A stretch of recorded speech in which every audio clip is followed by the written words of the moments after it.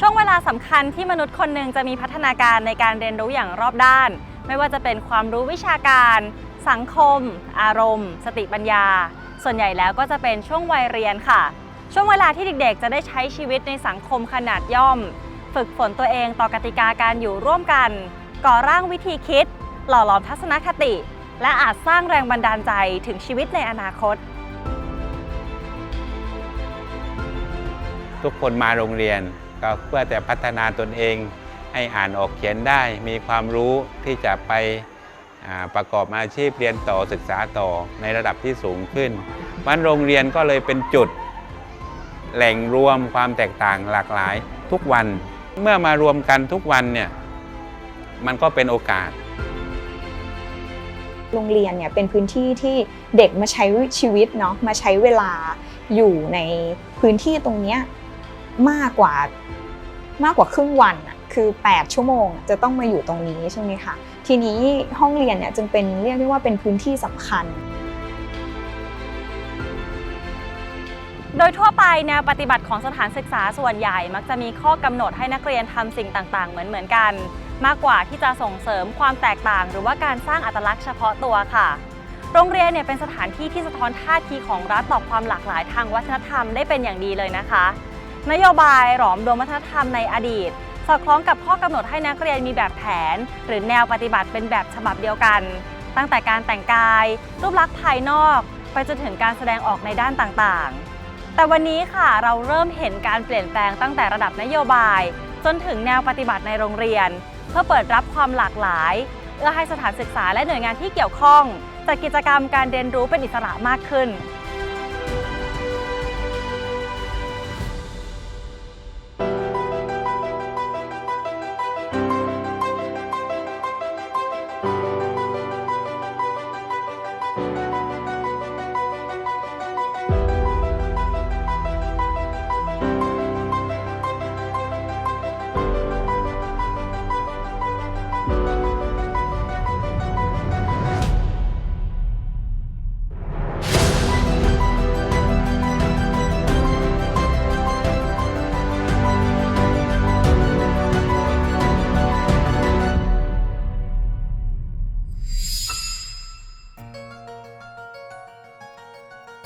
นับเป็นเวลาเกือบ2 ทศวรรษแล้วค่ะที่เราได้ยินข่าวสถานการณ์ความรุนแรงในพื้นที่จังหวัดชายแดนใต้มาอย่างต่อเนื่องเป็นระยะเวลาพอๆกับการเริ่มต้นโครงการทักษะวัฒนธรรมของกลุ่มนักวิชาการนักการศึกษาและกระบวนการโดยการขับเคลื่อนของศูนย์มนุษยวิทยาสิรินธรด้วยความเชื่อนะคะว่าโครงการนี้จะช่วยลดความขัดแย้งและความรุนแรงในพื้นที่ลงได้โครงการทักษะวัฒนธรรมนะคะเป็นโครงการที่เรียกได้ว่ามีระยะเวลายาวนานเนาะต่อเนื่องกันมาเกือบ18ปีอะค่ะเทียบเท่ากับเหตุการณ์สถานการณ์ที่เกิดความรุนแรงในภาคใต้ของประเทศไทยนะคะตั้งแต่ปี2547ในช่วงแรกๆมุ่งเน้นไปที่การทำงานกับข้าราชการนะคะที่จะต้องลงไปทำงานในพื้นที่3จังหวัดเนาะจนกระทั่งมาสักประมาณ 5-6 ปีที่ผ่านมานะคะทางโครงการเองก็ได้เริ่มที่จะขยายแนวคิดทักษะวัฒนธรรมไปสู่ห้องเรียนแล้วก็โรงเรียนที่อยู่ในพื้นที่3จังหวัดนะคะโอกาสที่ในการทำความรู้จักกันเรียนรู้วัฒนธรรมของกันและกันของคนต่างศาสนาเนี่ยมันน้อยลงไป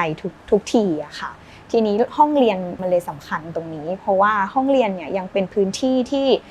มีเด็กแตกต่างหลากหลายอะค่ะมารวมกันอยู่เป็นจุดเริ่มต้นของการทำงานในห้องเรียน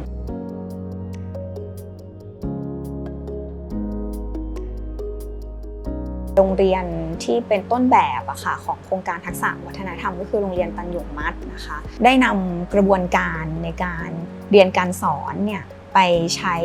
กับเด็กๆในห้องเรียนผ่านวิชา IS เอาแกนของกิจกรรมเนี่ยไปปรับให้มันเข้ากับบริบทของในโรงเรียนก็คือวันเสาร์อาทิตย์เนี่ยก็จะมีค่ายพิเศษขึ้นมาเพื่อมาเข้ากิจกรรมร่วมกันเป็นอาร์ตแกลเลอรี่ง่ายๆทำละครเวทีมีการจัดดนตรีมีหนังสั้นตัวเด็กๆเองเนี่ยได้ชวนเพื่อนต่างโรงเรียนนะคะเข้ามาจัดกิจกรรมร่วมกันเราก็รู้ว่าศาสนาเรากินหมูไม่ได้นิทรรศการภาพ ถ่ายการแสดงและเทศกาลภาพยนตร์ของเยาวชนชายแดนใต้รุ่นบุกเบิกในวันนั้นต่อยอดสู่กระบวนการและเครื่องมือพัฒนาทักษะทางวัฒนธรรมอีกมากมายในเวลาต่อมาจากชายแดนใต้ค่ะเราไปสู่กรุงเทพมหานครเมืองใหญ่ใจกลางความหลากหลายของผู้คนต่างเชื้อชาติวัฒนธรรมและวิถีชีวิตที่มาพำนักร่วมกันเรามาดูกันค่ะว่าสถานศึกษาบางแห่งในเมืองใหญ่ได้ส่งเสริมให้นักเรียนเข้าใจถึงความหลากหลายในแง่มุมใดบ้าง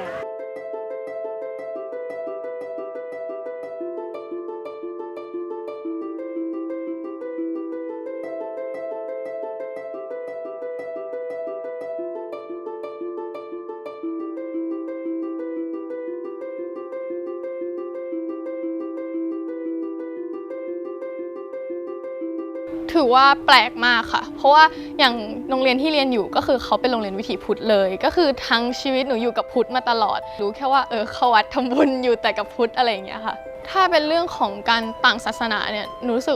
สึกชัดที่สุดเลยก็คืออิสลามเพราะว่าเราได้เข้าไปในมัสยิดของอิสลามเนอะซึ่งหนูไม่เคยเข้าเลยหนูก็เพิ่งเข้าใจว่าเขาจะมีเหมือนกับมารวมตัวกันมีการละหมาด5เวลาชุมชนกุดีจีนชุมชนริมแม่น้ำเจ้าพระยาย่านหลากวัฒนธรรมที่รู้จักกันดีในแง่วิถีความเป็นอยู่ระหว่างชาวพุทธชาวคริสต์และชาวมุสลิมรวมไปถึงการค้าขายของชาวจีนที่อยู่ในละแวกเดียวกันโจทย์การเรียนรู้เนื้อหาทางวัฒนธรรมอาจจะไม่ใช่สิ่งที่ยากเย็นซับซ้อนนักเรียนสามารถค้นคว้าได้เบื้องต้นทางออนไลน์แต่ความเข้าใจจากประสบการณ์ตรงผ่านการตั้งโจทย์และการตั้งคำถามชวนคิดของครูดูจะเป็นเครื่องมือที่สำคัญในการเรียนรู้ของเยาวชนจากสังคมเมืองใหญ่เหล่านี้จริงถ้าเราดูทุกวันนี้คลองมันแทบจะเห็นได้ยากแล้วแต่จริงๆถ้าดูจากตรงนี้มันจะมีการแบ่งโซนนิ่งอยู่เหมือนกันไม่ว่าจะเป็นโซนนิ่งของคนคริสต์คนจีน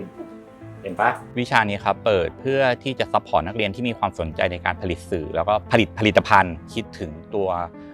คนรอบข้างหรือสังคมด้วยนะครับทีนี้ตัวนี้ไม่เป็นแค่เอาท์พุตเท่านั้นเราก็เลยพยายามที่จะหาตัวคอนเทนต์ที่มาผนวกกับตัวเอาท์พุตของนักเรียนนั่นก็คือเราก็เลยไปจับที่ตัว SDG จริงๆนักเรียนเขามองเห็นอยู่แล้วว่ากรุงเทพเต็มไปด้วยย่านพหุวัฒนธรรมเพราะว่าเมื่อปีที่แล้วตอนเขาอยู่ม.4 เขาเคยทำมาแล้วที่หนึ่งก็คือย่านคลองบางมดมันมีความเป็นพหุวัฒนธรรมอยู่ทักษะสังคมและการเรียนรู้ด้านวัฒนธรรมคือส่วนหนึ่งในทักษะที่สำคัญแห่งศตวรรษที่ 21สำหรับการดำเนินชีวิตอย่างสอดคล้องกับกระแสโลกที่ค่านิยมอบรับความหลากหลายมีแนวโน้มแพร่หลายมากขึ้นอย่างต่อเนื่องคำถามสำคัญก็คือว่าในฐานะแหล่งบ่มเพาะพลเมืองรุ่นเยาว์ที่จะเติบโตไปขับเคลื่อนสังคมในยุคหน้าโรงเรียนสามารถที่จะทำอะไรได้บ้างเพื่อตอบรับความจำเป็นของยุคสมัยถ้านักเรียนเอานำปฏิบัติได้จริงคือการอยู่ร่วมกันในห้องเรียนคือจริงๆความแตกต่างมันเกิดขึ้นตั้งแต่ในห้องเรียนแล้วด้วยซ้ำในโรงเรียนด้วยซ้ำทีนี้ตรงนี้เองครับเป็นสิ่งที่ครูคาดหวังว่าจะเกิดขึ้นอย่างง่ายที่สุดหรืออย่างที่ควรจะเป็นมากที่สุดคือการอยู่ร่วมกันกับคนรอบข้างของเขานี่แหละอย่างเช่นคำหนึ่งที่เจอกันในชุมชนใช่ไหมครับว่าอยู่ร่วมกันโดยที่ไม่มีปัญหาอะไรก็เนี่ยคำนี้มันควรจะเกิดขึ้นตั้งแต่ในห้องเรียนด้วยซ้ำการบูลลี่กันหรือการที่ล้อพ่อล้อแม่กันอย่างเงี้ยครับมันก็ควรจะจบด้วยคำนี้เหมือนกันอันนี้คือสิ่งที่คาดหวังที่จะเกิดขึ้นในนักเรียนความไม่ใช่แค่เข้าใจคนอื่นแต่ต้องเข้าใจตัวเองด้วยเหมือนกันความเป็นจริงแล้วชีวิตเราสังคมในอนาคตเราก็รู้กันอยู่แล้วว่ามันมีคนร้อยพ่อพันแม่มีวัฒนธรรมมีอะไรที่หลากหลายกันมากเพราะฉะนั้นการที่เราได้มาเปิดมิติได้มาเจอกับคนจริงๆมาอยู่ในที่จริงๆแบบนี้เนี่ยมันก็ทำให้เราได้รู้มากกว่าที่จะรู้เนี่ยมันก็ทำให้เราได้มีความรู้สึกเห็นใจเข้าใจไม่เพียงแต่โรงเรียนบางแห่งในส่วนกลางเท่านั้นแม้แต่โรงเรียนในจังหวัดไกลเมืองหลวงก็มีการพยายามที่จะสร้างประสบการณ์ในห้องเรียนสู่ความเข้าใจและเคารพในความแตกต่างระหว่างกันอย่างจริงจัง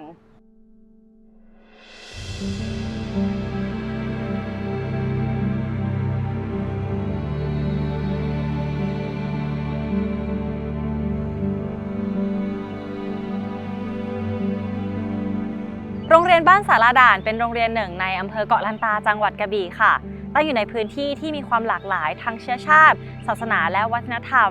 นักเรียนของโรงเรียนนี้จึงมีภูมิหลังที่มีความแตกต่างกันอย่างมากมายเป็นจุดศูนย์กลางของชุมชนที่โดยรอบของโรงเรียนเนี่ยมีทั้งกลุ่มชาวเลวลักละโวยนะครับโดยเฉพาะที่หมู่บ้านโตบะหลิวบ้านในไร่บ้านคลองดาว แล้วก็มีชุมชนที่เป็นมุสลิมโลดูหยงเป็นชุมชนมุสลิมในขณะเดียวกันก็มีบ้านสารด่านซึ่งเป็นแหล่งชุมชนของคนไทยเชื้อสายจีนโดยรอบโรงเรียนเรามีความหลากหลายที่ชัดเจนแล้วก็เด็กที่อยู่ในนี้ก็เป็นทั้งมุสลิมก็เกือบ 50% เป็นชาวไทยอุรักละโวยก็อยู่ในพื้นที่พอเมืองหรือเกาะลันตาเริ่มเจริญขึ้นนะครับเป็นเรื่องของการท่องเที่ยวงานติดตามพ่อแม่ผู้ปกครองมาอยู่ในพื้นที่ก็จะมีเด็กอีกกลุ่มนึงอาจจะเป็นไทยอีสานไทยเหนือไทยใต้บนฝั่งที่เข้ามาอยู่ในพื้นที่ก็เลยถือว่าที่สารด่านมีความแตกต่างหลากหลายชัดเจน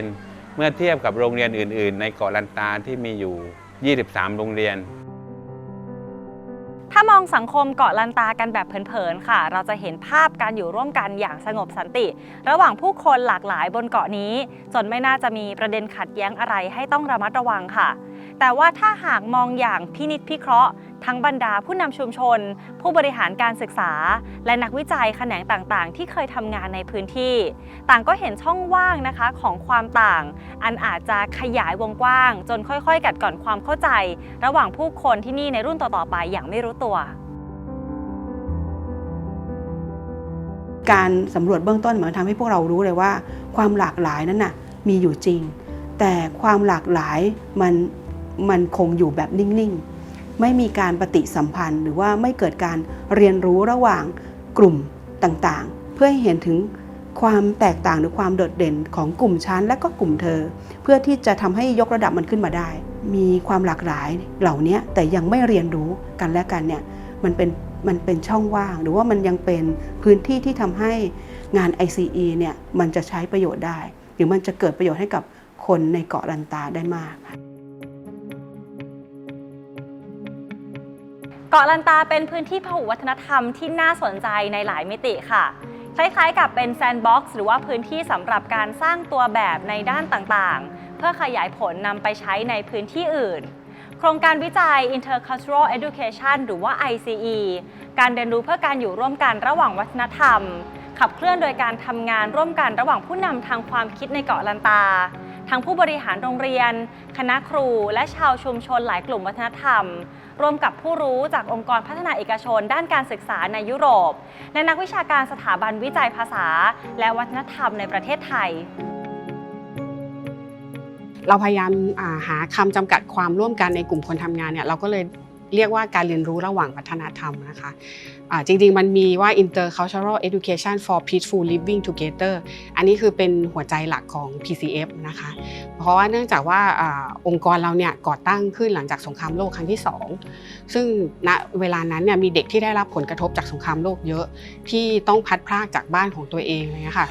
คนผู้ก่อตั้งPCF เนี่ยก็เลยเหมือนทำหมู่บ้านเด็กขึ้นให้เด็กที่ได้รับผลกระทบเนี่ยมาอยู่ร่วมกันแล้วก็พอมาอยู่ร่วมกันแล้วอยู่เฉยๆไม่ได้ก็ต้องเรียนหนังสือร่วมกันใช้ชีวิตร่วมกันก็เลยเป็นที่มาว่าเราควรมีทักษะตรงนี้ซึ่ง Intercultural Education เนี่ยมันมีการปฏิสัมพันธ์กันมากกว่าแค่คำว่าพหุวัฒนธรรมค่ะทั้งเราสื่อสารบอกไปด้วยว่าเราเป็นใครในขณะเดียวกันเราเรียนรู้คนอื่นด้วยว่าเขาเป็นใครแล้วถ้าเราอยู่ด้วยกันร่วมกันเนี่ยเราจะต้องใช้ชีวิตอยู่ด้วยกันในความต่างเนี่ยเราจะต้องทำยังไงไม่ได้เรียนแค่ในโรงเรียนแต่ว่าเราอยากให้พาเด็กๆออกไปเรียนรู้ข้างนอกด้วยเรียนรู้ทั้งของตัวเองแล้วก็เรียนรู้ระหว่างกันเนี่ยค่ะ2 วันนี้นะคะเราจะมาเรียนรู้นะคะเกี่ยวกับก็คือตัวตนของเราว่าเรามีอะไรที่เป็นจุดเด่นของเราบ้างอะไรที่เป็นที่ก่อร่างสร้างเราขึ้นมาเกิดความภาคภูมิใจในตัวตนของเราแล้วก็เรียนรู้จักเพื่อนก็คือyouเธอเราก็ต้องเรียนรู้ในระดับขั้นต่อไปในการที่จะอยู่ร่วมกันในสังคมคือเราเรียนรู้ระดับ V นะคะเนื่องจากว่าปลายทางของพวกเราเนี่ยคือโรงเรียนตัวกลุ่มคุณครูเป็นบุคคลสำคัญมากที่จะเป็นผู้ที่จะถ่ายทอดองค์ความรู้ท้องถิ่นในเกาะลันตาให้กับตัวผู้เรียนแต่ว่าคุณครูเป็นคนที่ย้ายมาจากที่อื่นนะคะทำให้คุณครูเนี่ยมีองค์ความรู้หรือว่ามีข้อมูลพื้นฐานที่เกี่ยวข้องกับเกาะลันตาหรือว่ากลุ่มวัฒนธรรมในเกาะลันตาเนี่ยน้อยมากเราจะทำยังไงให้คุณครูเนี่ยได้มีการสะสมได้ค่อยๆซึมซับความรู้เพราะฉะนั้นเราจึงเชิญคุณครูเข้ามาร่วมทุกๆกิจกรรม เดินวนดูให้รอบนะคะพายเรือให้รอบทะเลตรงไหนที่ยังไม่ได้ถูกลากเส้น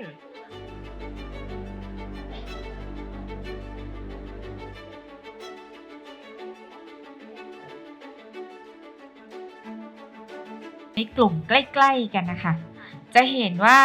เส้นโยงอะค่ะมันจะมีเยอะแต่ว่าปลากระเบนตัวไหนที่ไปเที่ยววิ่งเล่นนอกวงอะค่ะเส้นที่โยงไปอะค่ะมันจะน้อยหน่อยเหมือนกับว่าเวลาโยงจริงๆก็คือถ้าอยู่ในกลุ่มเดียวกันความสัมพันธ์มันน่าจะมีมากกว่าคีย์เวิร์ดของครูยะคือเพราะใกล้ชิดเพราะอยู่ใกล้เราเลยเห็นความเหมือนอยากจะฝากไว้ค่ะว่า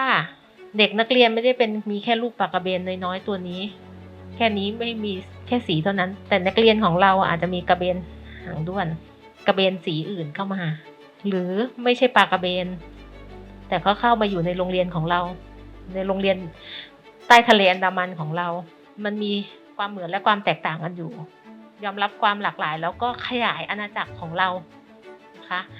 ขยายพื้นที่ของเรามหาสมุทรของเราเพื่อรับความแตกต่างหลากหลายเข้ามาแล้วชีวิตเราก็จะมีสีสันมากขึ้นอีกมุมหนึ่งของเกาะลันตาค่ะโรงเรียนบ้านทุ่งวิทยาพัฒน์เป็นโรงเรียนที่มีบริบทแตกต่างออกไปจากโรงเรียนชุมชนบ้านสารด่านคือนักเรียนส่วนใหญ่เป็นชาวไทยมุสลิมการเป็นเด็กมุสลิมในโรงเรียนที่มีชาวมุสลิม 90% ซึ่งตั้งอยู่บนเกาะที่ประชากรส่วนใหญ่เป็นชาวมุสลิมฟังดูแล้วไม่น่าจะมีประเด็นอะไรให้ต้องปรับตัวให้เข้ากับวัฒนธรรมที่หลากหลายใช่ไหมคะคนทั่วไปอาจจะมองแบบนั้นค่ะแต่ว่าครูของโรงเรียนนี้กลับมองต่างออกไปและมองไกลถึงอนาคตพื้นความคิดของเด็กที่นี่เราเป็นชุมชนมุสลิมเกือบ 100% นะคะเด็กก็จะไม่ค่อยจะยังคิดว่าตัวเองนั้นเป็นเจ้าของโลกทั้งใบก็เลยค่อนข้างจะมีปัญหากับการที่เวลาเด็กไปเรียนต่อข้างนอกในเรื่องของการปรับตัวตอนนี้ค่ะโลกมันไม่ได้อยู่แค่เราตรงนี้เกาะลันตามันไม่ใช่พื้นที่ปิดเหมือนเมื่อก่อนตอนนี้เกาะลันตาเปิดเพราะฉะนั้นการหลั่งไหลของวัฒนธรรมอื่นมันจะเข้ามา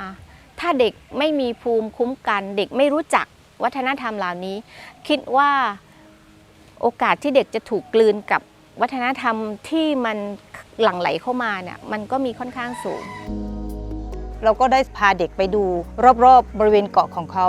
นะคะให้เขาได้ไปสัมผัสผู้คนแล้วก็อาชีพที่มันหลากหลายมากขึ้นไม่ว่าจะเป็นทางด้านสังคมหรือศาสนาเป็นการเปิดมุมมองโลกของเขาโลกของเขาไม่ได้มีแค่มุสลิมอย่างเดียวยังมีคนอีกหลายเชื้อชาติที่อยู่ร่วมกันใช่ไหมคะแล้วก็อยู่ร่วมกันอย่างมีความสุขแต่เมื่อไหร่ที่เด็กรู้จักตัวเองรู้จักรากเหง้ารู้เรื่องของวัฒนธรรมวัฒนธรรมอื่นเข้ามายังไงวัฒนธรรมของตัวเองก็จะไม่ถูกแทรกแซงและคือหายไปอะค่ะที่นี่เนี่ยเราใช้งานศิลปะเป็นการถ่ายทอดวัฒนธรรมของคนในชุมชนก็คือใช้สีสันเลยสีสันของที่นี่เนี่ยแต่ละหมู่บ้านเนี่ยมีสีที่แตกต่างกันที่นี่งานบาติกของเราเนี่ยจะฉีกกรอบความเป็นบาติกเป็นงานศิลปะทั้งหมดเลยเราจะใช้ผู้คนแต่ละชุมชนเนี่ยมาเป็น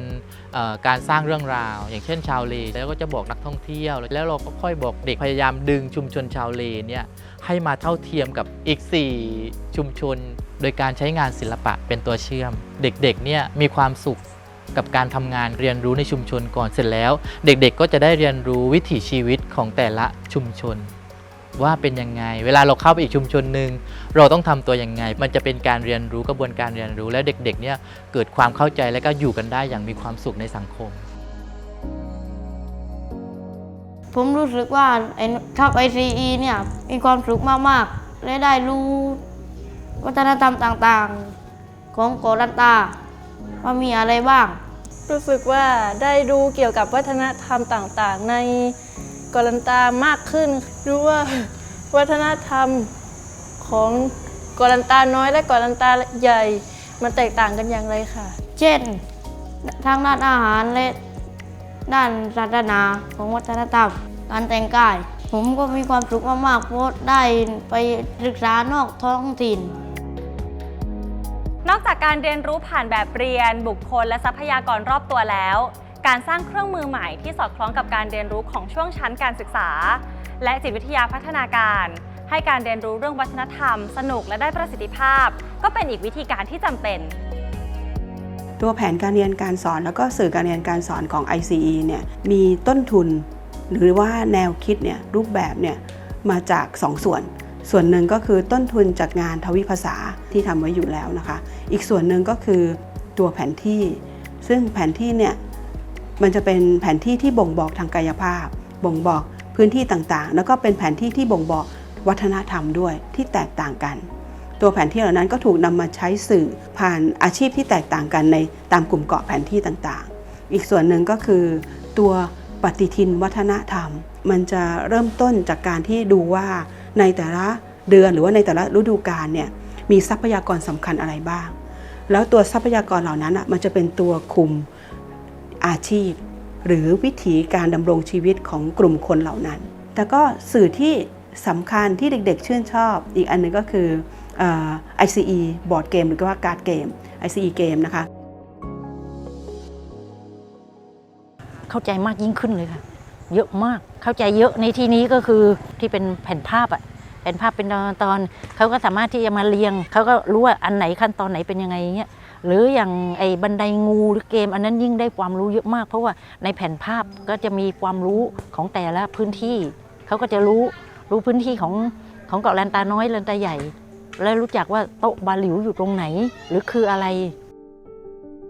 ห้องเรียนหลากวัฒนธรรมที่เกาะลันตาแม้ว่าจะมุ่งปลูกฝังทักษะทางสังคมให้กับเด็กๆเป็นหลักแต่กระบวนการพัฒนาหลักสูตรเนื้อหาและสื่อการเรียนรู้ต่างๆก็ได้ชักนำเอาผู้ใหญ่จากแต่ละกลุ่มวัฒนธรรมเข้ามาร่วมงานกันได้รู้จักคุ้นเคยแลกเปลี่ยนเรียนรู้เข้าใจกันและกันมากขึ้นกว่าเดิมในมุมที่ทำงานกับกลุ่มผู้ใหญ่นะคะเราก็พบว่า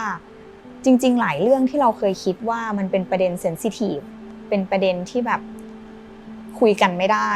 ถ้าเราจัดการพื้นที่ให้มันปลอดภัยต่อความหลากหลายทั้งหมดแล้วคนจะสามารถแลกเปลี่ยนกันได้ถึงแม้ตอนจบมันอาจจะแบบเปลี่ยนวิธีคิดไม่ได้ด้วยซ้ำนะคะแค่เราข้ามไปเรียนรู้ความต่างมันก็มีคุณค่าแล้วคือเราคาดหวังว่านักเรียนจะเป็นพลเมืองที่ดีให้กับสังคมไทยสังคมโลกอันนี้คือเป้าหมายสูงสุดของเรียนแล้วการที่เขาได้เรียนรู้กับคนความแตกต่างในห้องเรียนรวมถึงความแตกต่างของคนต่างพื้นที่ของเขาในที่นี้ไปทั้งชุมชนเมือง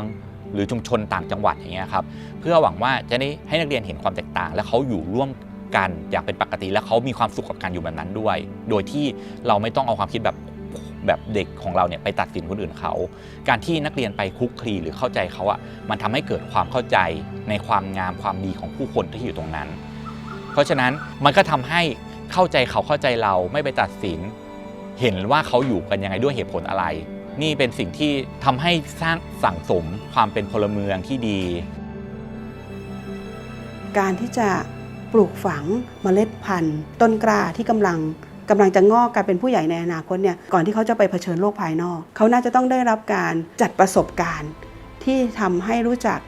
ผู้อื่นความรู้สึกมีต้นทุนพื้นฐานความคิดที่แตกต่างจากพวกเขาเนี่ยเขาควรจะรับมือหรือว่าจัดการกับเรื่องแบบนี้ยังไงตั้งแต่ยังเล็กเขาอยู่ร่วมกันอยู่แล้วเพียงแต่เราไปจัดประสบการณ์ที่ทำให้เกิดการเรียนรู้ในเชิงลึกมากขึ้นรู้จักตัวเองมากขึ้นด้วยรู้จักเพื่อนมากขึ้นด้วยแล้วก็เรียนรู้วิธีที่จะอยู่ร่วมกันได้โดยที่ไม่ละเมิดสิทธิกันโดยที่เคารพซึ่งกันและกันแต่เขาสามารถที่จะอยู่ร่วมกันได้จัดการร่วมกันได้อยากให้ประสบการณ์เหล่านั้นเกิดขึ้นในห้องเรียนรับมือกับความแตกต่างเหล่านั้นให้ได้ในโลกจริง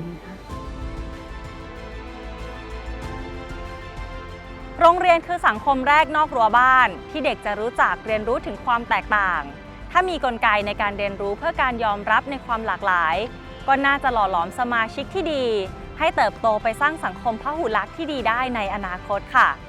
ตัวอย่างโครงการและกิจกรรมการเรียนรู้ต่างๆที่เราได้ทำความรู้จักกันไป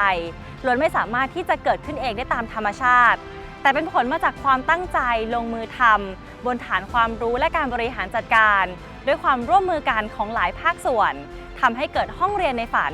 ที่จะสร้างสังคมในฝันที่เป็นจริงในวันข้างหน้ามนุษย์คือสัตว์สังคมที่อยู่ร่วมกันเป็นกลุ่มๆและสร้างวัฒนธรรมของตัวเองขึ้นมาตั้งแต่ดึกดำบรรพ์แต่โลกในศตวรรษที่ 21ทำให้เราไม่สามารถแยกกันอยู่เป็นกลุ่มๆได้อีกต่อไป และเมื่อเราต้องอยู่ร่วมกันบนความหลากหลายทางวัฒนธรรม ความขัดแย้งจึงเกิดขึ้นได้ง่ายมากๆ เราได้เรียนรู้กันมาพอสมควรแล้วว่า ความขัดแย้งทางความเชื่อ ความคิด ทัศนคติ และวัฒนธรรม สร้างความสูญเสียให้เรามามากมายขนาดไหน เมื่อทราบดังนี้แล้ว ปัจจุบันโรงเรียนจำนวนหนึ่งจึงค่อยๆทำหน้าที่บุกเบิกเพื่อบ่มเพาะพลเมืองตัวน้อยในศตวรรษที่ 21 ให้สามารถปรับตัวเพื่ออยู่ร่วมกันได้อย่างสร้างสรรค์ เพื่อให้ทุกคนเข้าใจกันเห็นอกเห็นใจกัน และพร้อมที่จะใช้ชีวิตร่วมกันอย่างผาสุกบนพื้นฐานอันแตกต่างหลากหลายในสังคม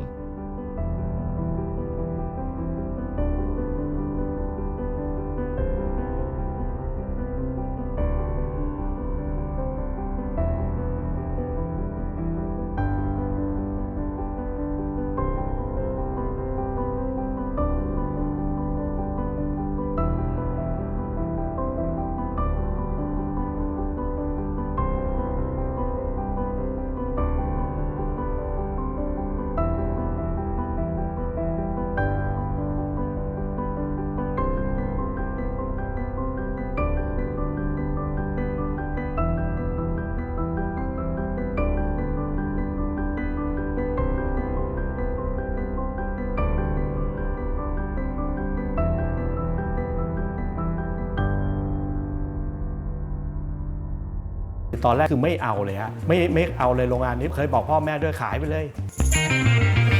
ผ่านน้ำร้อนมาก่อนนะผมไม่ศรัทธาเลยผมต้องได้ลองลงมือทำแล้วมันจะเชื่อคำนั้นมากกว่าเราก็ต้องเรียนรู้เขาฟังเขาพูดมากกว่าสักเขา ผมก็ไม่คิดว่าพวกเราในแต่ละยุคแต่ละสมัยเนี่ยควรจะต้องเหมือนกันในทุกๆเจเนอเรชัน